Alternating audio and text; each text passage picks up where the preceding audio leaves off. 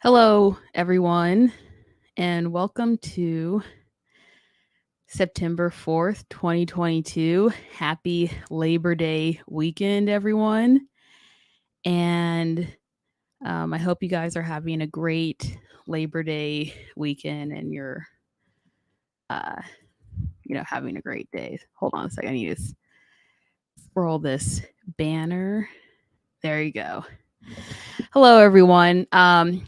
On this edition, I'm just going to go over the election that I unfortunately did not succeed in. And I'm going to talk about the reasons why the election itself wasn't successful, what I'm going to do differently, and what is in my future so that people will know exactly what I'm about to get into in the upcoming years.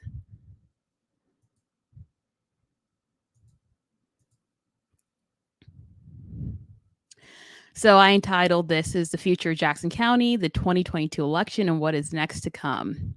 So first is this was the 2022 primary results, and my results was I won 29,765 votes with Frank White's 33,493 votes. That means I won 47% of the vote, and I lost this election by 4 points. The big key facts to take away from this election is the fact that I won the majority of the wards north of I-435 and west of Troost and the entire Northeast, which is phenomenal, right? But Frank White, he won all nearly all of the wards east of Troost, south of I-435, and the entirety of Eastern Jack, which we're going to go on to the reasons why that actually occurred. But this election, from its conception, a lot of people, a lot of Democratic insiders believe that there was absolutely no chance that I would actually pull off such a feat.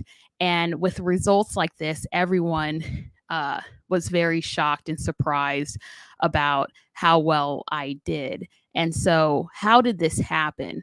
The first thing is Frank White ran on zero policy, which has been his MO for the past 6 years. He's never had a plan for Jackson County. And sadly, even in this election, he doesn't have any promises. But this isn't just Frank White. This is basically, sadly to say, establishment candidates, because we have other candidates on other races that won their primaries that also ran on zero policy. And if you don't know what that is, then basically you need to ask yourself the question of, if you support somebody, what is their policy, right? And if you don't know what their policy is, then there's a possibility that that candidate is not running on any policy, which is a huge problem, especially in local elections. Because when we're electing our local leaders, we should be electing leaders who uh, are within our interest of what we want our communities to look like in the future. And if we don't have any knowledge of how they want to change our community for the future, then you're giving all that power to that politician to do whatever they want to, which might not be in your best interest. But Frank White ran on zero policy. He caused the 2009 property tax crisis, which a lot of people were angry about. Allowed significant mismanagement of the Jackson County budget, but most importantly, he didn't achieve anything substantial in his Jackson County tenure. And it's not just him, it's the Jackson County government in general. There wasn't any big achievement that anyone can point to in the last 10 to 20 years besides renovations to our stadiums, right?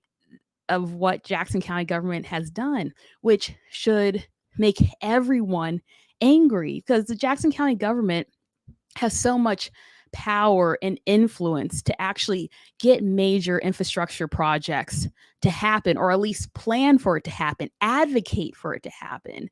And for our government not to do anything in the last 20 years, it's really surprising.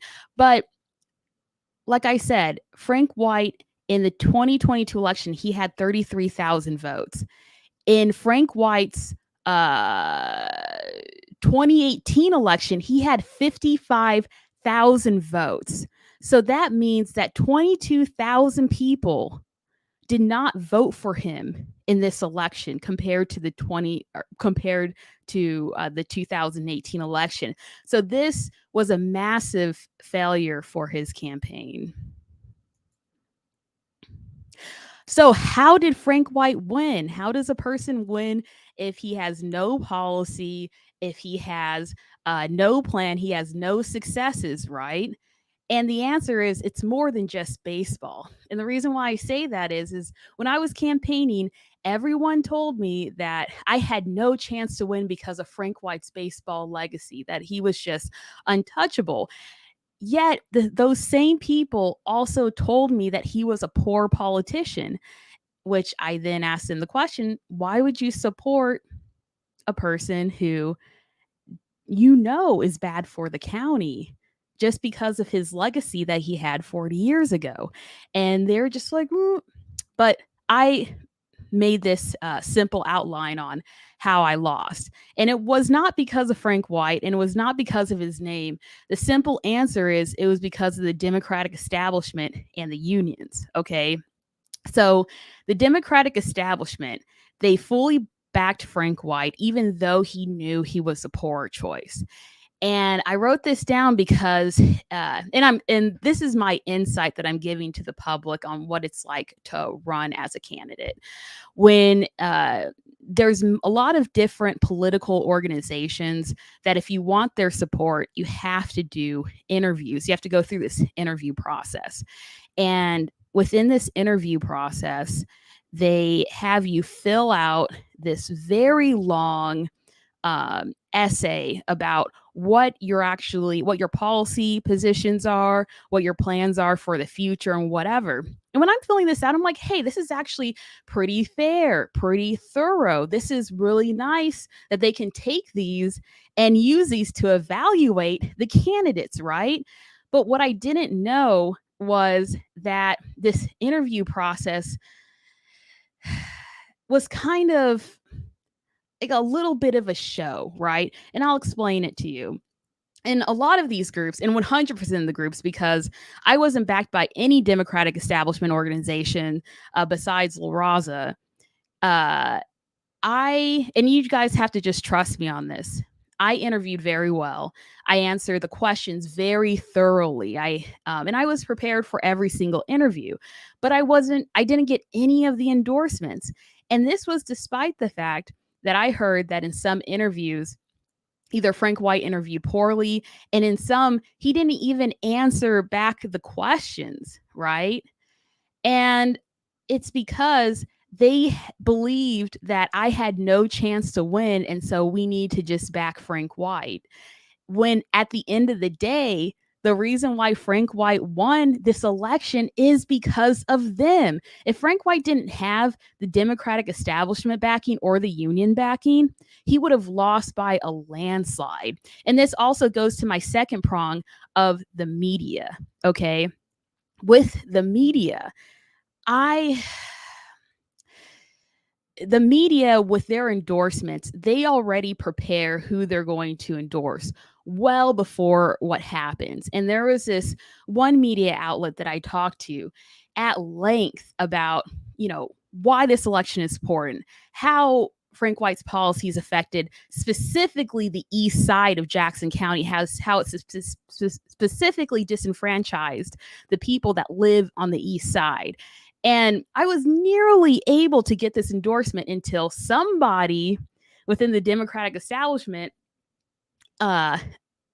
dissuaded them to endorse me, and they then endorsed Frank White. So this is like what's been going on. So when it comes to like the media, every endorsement went to Frank White, even though, like I said before, he really didn't do any campaigning.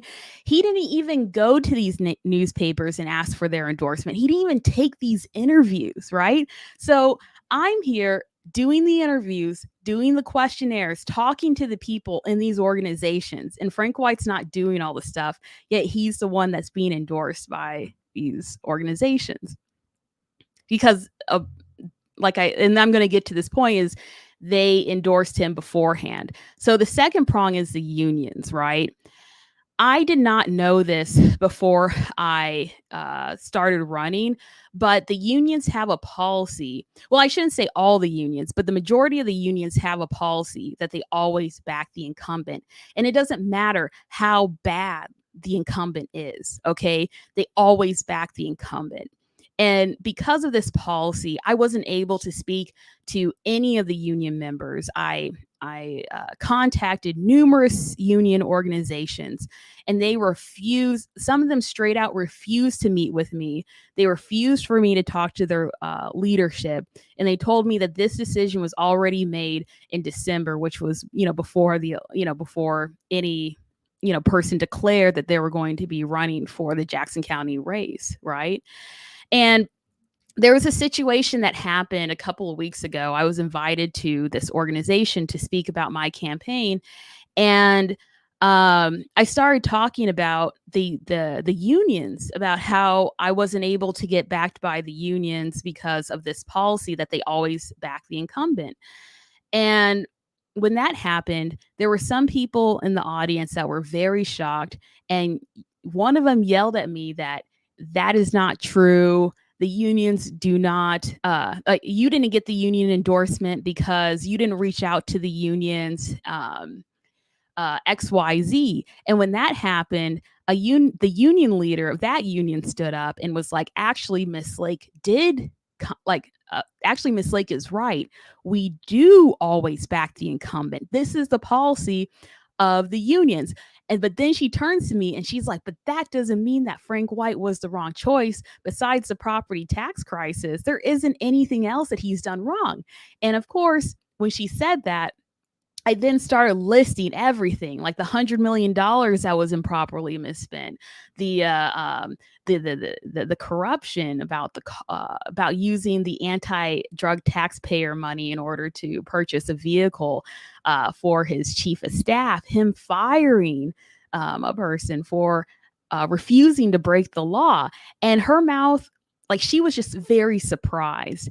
And that's when I was like, this is the problem. Right? This is the problem. When you don't allow all politicians to come to speak, to try to vie for your endorsement, that if you have a policy where you only back the incumbent, no matter how good or how bad that incumbent is, then that means that you are disenfranchising your union membership. And that is a terrible policy. And this is something that we have to be cognizant about, is that there is a sect of citizens in Jackson County that do trust who the union says to vote for, that do trust who the Democratic establishment says that they should be voting for, even if it's not in their interest. And this is going to extremely harm the Democratic Party in the future, because if they keep on promoting politicians that are not for future ideas, that are not for improving our neighborhoods, that have no plan for the future, then why should a civilian give you a vote if we are going to just accept the same old, same old? It doesn't make any sense. But these endorsements, the Democratic establishment endorsements and the union endorsements, allowed Frank White to access free mailers, free poll workers, and a pool of voters that I had no access to.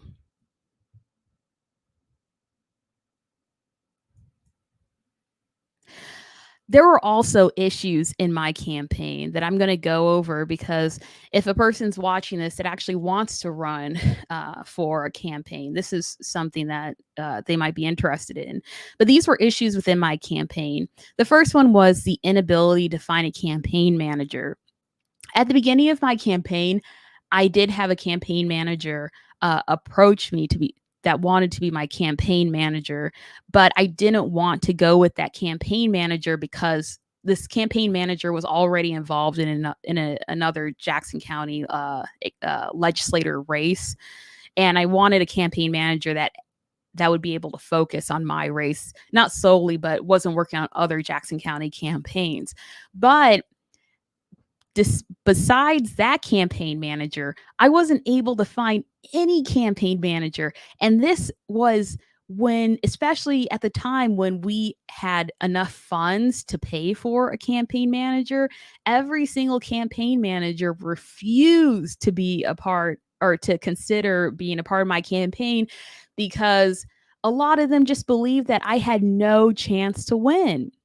And because of the lack of a campaign manager, and because my campaign was at most 7 people strong, right? I had to be both the politician and the campaign manager.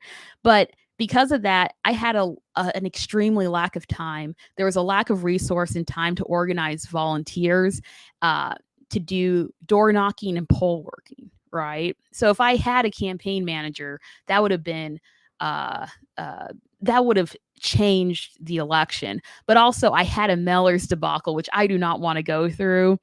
But now we have the knowledge in order to make the Mellers next time go properly. And there was a late text messaging effort that that we could only send text messages the day of the election, which if we were able to utilize this technology earlier on, we might have had a different result. But those are things that we're going to improve on for next time. So what can we learn, right? First off, this race was phenomenal, you guys. If you actually look at the results of the Jackson County legislative race, I was the only candidate, the only one that was within 5 points. And I have 5 points, but it's like within 10 to 15 points. Like I was, me and Frank White were separated by 4 points, right? But if you look at the other candidates that did not have the Democratic establishment or union support, right? They had a much wider gap of win to lose, right? I was the only candidate that came within 5 points of winning this race without Democratic establishment or union support, which means that the majority of the voters that voted for me, I believe, were people that actually did take their time to educate themselves about what the Jackson County Executive is, what they have done. A lot of people voted for me because of the property tax crisis, about their disappointment with Frank White too. And a lot of people voted for me because I actually had policy that they agreed with. But the mere fact that I was within 5 points of winning the race and I was the only candidate to do so without Democratic establishment or union support is phenomenal and is very telling about why we have the leadership that we have. And so the conclusion of this is that Frank White did not win on his name recognition, but through the efforts of the Democratic establishment and unions. And this also means that the Democratic establishment and unions support our current status quo, which has tragic implications for our future.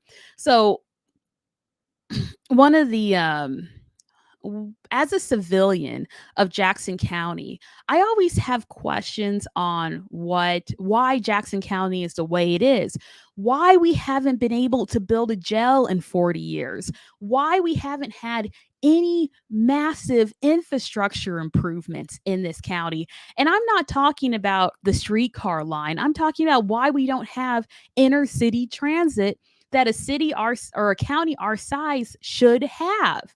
And it is not because we lack the ability. It's not because we lack the funds. It's literally because of the leadership that we enable, or that we enable to actually win these elections. And the leadership are people that get the Democratic establishment and union support. So it's through their policies is the reason why we have all these problems in Jackson County, which is very sad. And like I said in my previous slide, is they go through this interview process, right? Where they give you these questions. You have to go to this interview and convince them to get their support, right? But the thing is there is a layer of there's a layer of it doesn't matter how well you interview. It doesn't matter how well you prepare those questions. They're going to support whoever is going to benefit their organization the most, right? And you don't have a say in that. And that's why we are where we are today. And so, what do I mean by current status quo? This is the problems of Jackson County. And if you've been following me, you already know, but let's go through them. First is the lack of public infrastructure. In Jackson County, we do not have a public transportation system. We have one of the most horrific public transportation systems. The KCATA is not utilized by the average Jackson County resident because it has poor transportation times. It's not comfortable. It's ugly. And the routes are terrible. And nothing's going to change. Nothing's going to change in the next 4 years, no matter who wins this Jackson County executive race, which is tragic. The next problem is the current and looming housing crisis. As we all know, there's going to be a reassessment in 2023 where property taxes, the state tax commission, and the Jackson County government are estimating that in Jackson County, our property taxes may have an average increase of 45%, and they're estimating that over 60,000 appeals may be filed in 2023, which should cause everyone great concern because right now the average Jackson County citizen cannot afford a house in Jackson County. And the current Jackson County citizens that have houses might face a situation in 2023 where they might be forced to sell their house because of the property tax increases, which is not going to change anytime soon. Next is the high and increasing rates of crime. The crime rates in Kansas City and Jackson County have been increasing since 2016. And this is despite the fact that we've been increasing the budgets of the police department throughout the years. That means that our current politicians with their current policies are not working in order to reduce crime because their current policies are not working. As I advocate very in depth, is that the number one way to reduce crime in Jackson County is to create jobs. Internationally speaking, if a person has a job who's a prior offender, they're 87% less likely to actually commit another crime in their lifetime. Okay. And that goes to the not the next prong, but the other one where there's a lack of support for small business growth. When you look at statistics, if you have small businesses are more inclined to employ people that are within their community. That's why there has to be an effort to increase our small businesses in our community, because if we have more small businesses, more residents within Jackson County are going to be employed within those small businesses. But if we don't have support for small businesses, then we're not going to have increased growth in the small businesses in Jackson County. But going back up one point, high taxes with little to no return. Jackson County has high taxes. We have property taxes and we have personal property taxes. Not only that, I live in Kansas City, and in Kansas City, our taxes are especially high because on top of everything, we have to pay a sales tax that right now is between 11 to 13%. 11 to 13%, which is the highest that it's ever been. And what do we have for it? What do we have? We still don't have public transportation. They're currently now repaving our roads, but it's just, I don't feel as a resident that we're getting the same amenities for the tax, for the burden of taxes that we have, right? And so that's why there's a problem in Jackson County that we have high taxes with little to no return. Because I'm not saying that taxes are bad, but if you're going to tax me, then I should be able to go outside to my community and enjoy certain amenities, which doesn't exist in Jackson County. But also finally, and I'm going to possibly do a video about this in the future, is the future potential debt crisis that's going on in our local government. Right now, we've been taking out like bonds and incurring so much debt, which is a huge issue. That we're able to support ourselves because of the increase in population growth in Jackson County. But as soon as we don't have that increase in population growth, we might have a debt crisis. And guess who's going to be on the hook for that? It's not going to be the politicians. It's going to be us residents. But that's another video I'll make in the future about that. So my conclusion on this is that sadly, the stagnation and the failure of modernization stems from the institutions who enable it. The institutions are at issue as to what our current status quo is. And unless there's a change in the philosophy of these institutions or a change in the philosophy of the individual, it's not we're going to have more politicians that are in there in order to continue our current status quo instead of initiating new policies in order to change it. So finally, the last question on this is what's next for me. So this month I had a lot of reflection on this election and everything, and I came up with this concept called greater governance, and it's a thought experiment for me where it's an idea of what is greater governance, like how can we, like, what are the issues we need to focus on in order to ensure that we have good governance in our local government. And so this is an idea to focus on education and uh, and having a refocus on local government or local governance. And what do I mean by this? Right now in our community, we have a massive issue with our average constituents not understanding local government or local policies. We have a hyper fixation on national politics, like for instance who our president is, who the senator is, but we don't have the same type of fixation on, for instance, who our state senator is, who our state representative is, or even who the Jackson County executive is, which I feel is an issue that stems from first our education that we had in our during our elementary, middle school, and high school years, where in my opinion, in my education, we learned nothing about local government. I didn't learn about local government until I was an adult. Before then, we only learned about the federal level of the federal organization of local government, i.e., who the president is, what the judicial branch is, all the way down to maybe the governor, maybe the mayor, right? But we didn't learn anything about state senators, state representatives, city councilmen, Jackson County legislators, Jackson County executive, what a committee woman is.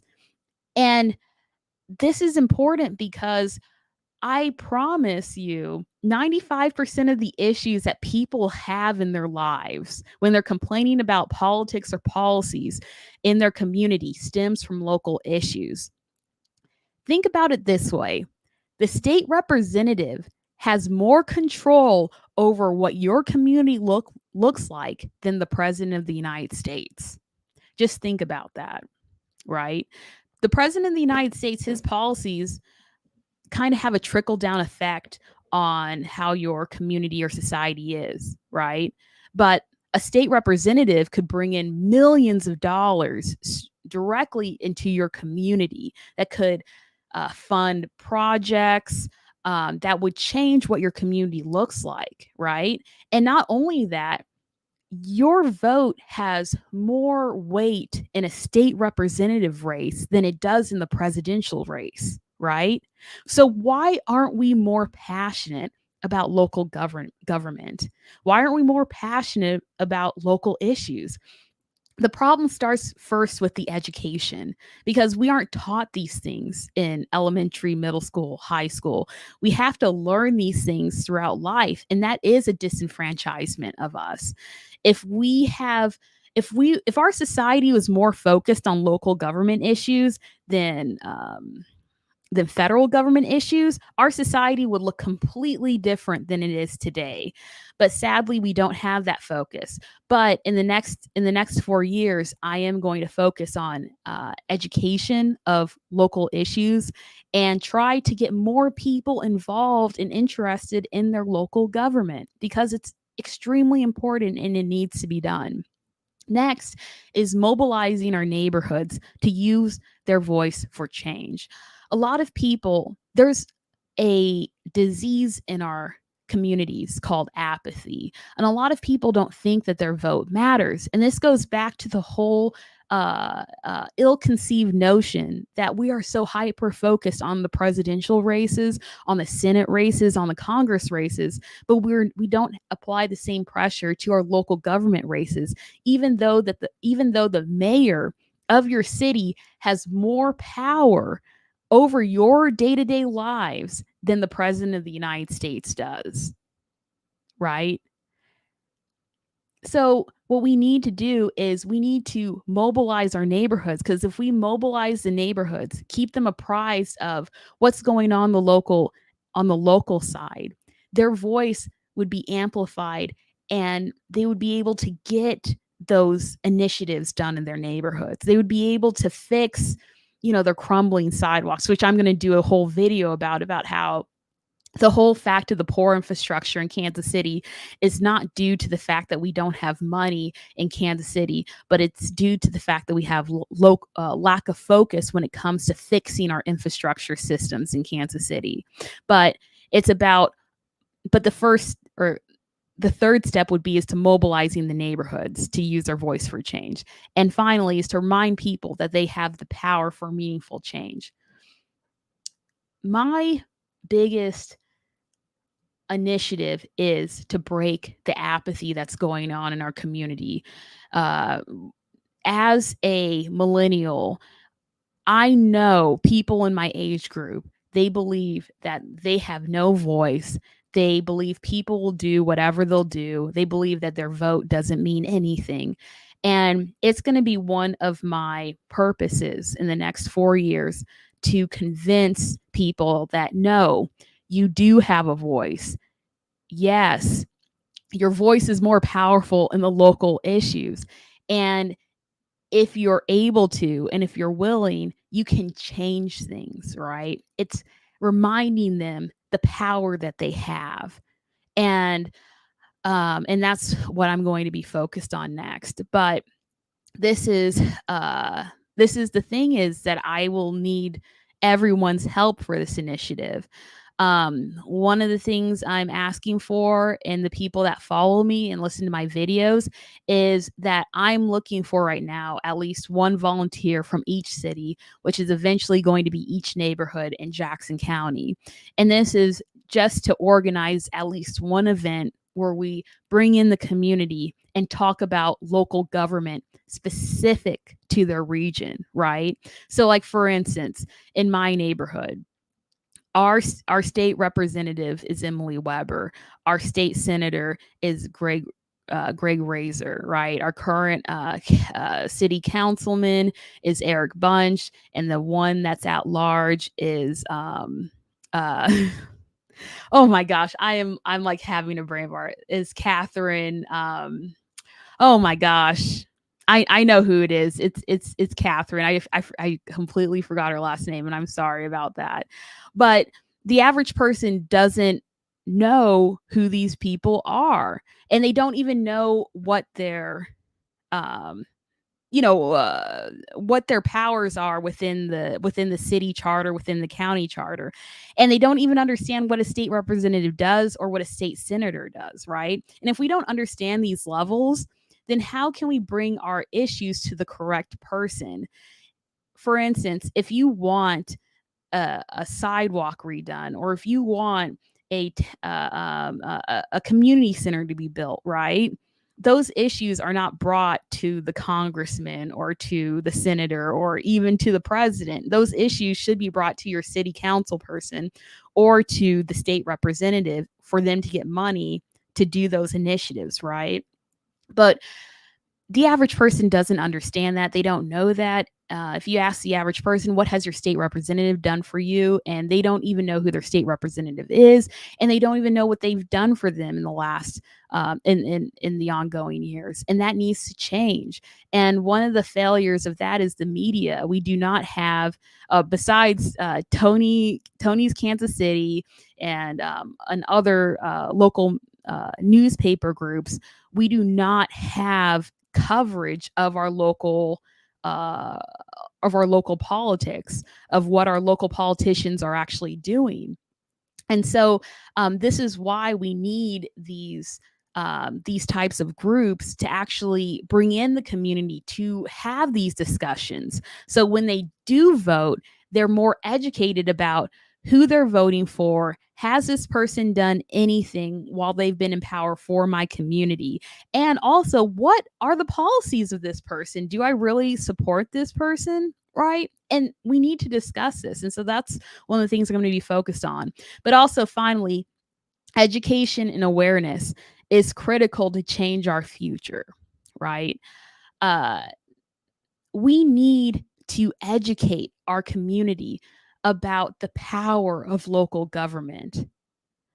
And we need to also educate them about awareness of these issues. Everyone has an opinion about everything, right? But when you ask for solvency of those problems, that's where a lot of issues come up. We need to be able to discuss what our politicians are actually doing, what their plans are, what their policies are, so that the average person can actually have an educated decision at the polls. And that's what I'm going to be focused on in the next 4 years. So how I'm going to do this? Well, one thing is I am going to start creating media about local issues, and this is going to be through videos and essays. And within these videos and essays, I'm going to be breaking down complicated local topics. Like, for instance, that bill that was passed. I'm going to do a video about the voting rights that it took away, how we're reverting back to a caucus in 2024, which is going to be interesting, but whatever. But also bringing awareness towards local issues. Everything is local, you guys. If you want something to be changed in your community, if you want more investment into your community, that is a local issue, and you should know whether or not your local representative actually supports those issues. Because if they don't support those issues, then you should not be giving them your vote, right? And you also have to make sure that they have the energy to represent you in order to move the ball, right? And that's what my videos and essays are primarily going to be about. Next, I'm going to advocate for local issues. And when I say advocate for local issues, uh, in the next 4 years, I am going to take more of a stance for my community on issues that specifically affect our community. The latest, and a lot of people know about this issue that affected the Kansas City people, was Mayor Lucas and 9 other city council people who voted to change the definition of what affordable housing is in Kansas City. And what that's going to do is going to allow the average rent to be deemed as affordable rent at $1,200 per month, which is a horrific policy, right? And those issues are issues that we need to be more privy about, because if we don't speak about those things, then more of those policies that are anti-resident, that are anti people who are making the average salary, that have been living in our communities for decades, that are going to force those members to leave our community, are actually going to be passed. And so I'm going to try to do a better job with advocating for local issues, um, for more, so people can be more aware about what's going on in our community. Next is my promise to educate, mobilize, and register more voters. As I stated before, Jackson County has 256,000 registered voters, right? And in this election, only 100,000 voters actually voted in this race. And that is abysmal because Jackson County's population is over 700,000 people. 700,000 people. That means that, well, so think about it this way: over half of the registered voters in Jackson County decided not to vote in the primary. Over half. And only 1 out of 7 Jackson County residents actually voted in this race. There needs to be a change. And that's where we go back to education, awareness, mobilization, right? These are the things that we need to strive for in order to change our situation in Jackson County. And finally, I'm going to be preparing for my Jackson County executive run in 2026. All throughout the next 4 years. We learned a lot in Jackson County, but we, and when I say we, I mean like my team, we are not done with fighting for Jackson County's future. And I want to just leave with a story because I think this is kind of this what happened to me yesterday kind of showcases what it's like to be a Jackson County resident currently. So, I mean, well, at least in Kansas City, okay, because you might not find this type of behavior in like a less populated space in Jackson County. So, yesterday was a bad day for me. I woke up, I was reading my book, and my husband told me that our lawnmower was stolen. And I was like, oh no, our lawnmower was stolen. So I went out and I started to canvass the neighborhood to see if I could see our lawnmower being pushed around the neighborhood. And I called my neighbor to tell her about my lawnmower, about it being stolen, and what her, if she saw it or whatnot. And my neighbor told me that a murder happened 2 blocks away from where I lived yesterday at 7 a.m. And because of that murder, she's actually going to be moving away from Jackson County, from Kansas City. She's going to move out of the state. And at that moment, I just thought to myself, about life, the purpose of life, living in Jackson County in Kansas City, the hardship that we all endure in order to have a better future for us all. And I felt really down because there wasn't anything that I could tell her. I couldn't tell her, things are going to get better in the next 4 years. These are the politicians that were elected. We're going to see significant changes. They're going to do XYZ in our neighborhoods to make them safer. I couldn't tell her anything. All I could say was, I'm sorry. I wish that you could say, but I understand why you're leaving. And that's the reality of being a Jackson County resident, of being a Kansas City resident, is that our policies are the causes of crime increasing in our city, in our county. It's our policies that are the reasons why it hasn't been decreased over the last 6 years.